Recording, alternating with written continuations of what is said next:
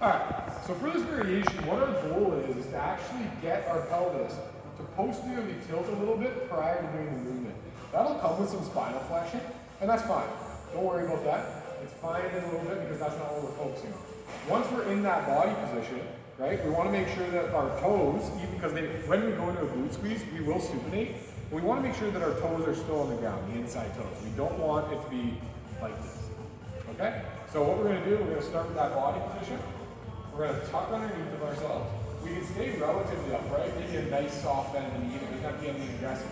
I'm going to lean back into my heels because that's going to promote more glute lead when we take this step. So posterior tilt, a little bit into the heels, and then all I'm going to do is push through the inside of my heel as I step.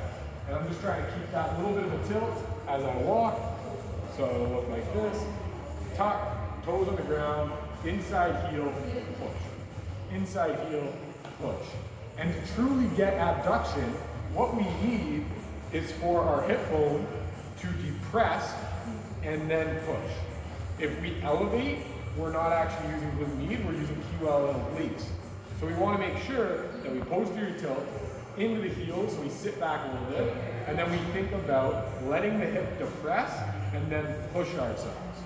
Let it depress and push ourselves, let it depress and push ourselves, and that should give us a nice activation of our posterior fibers of our glute med, which is what we're looking for with this drill.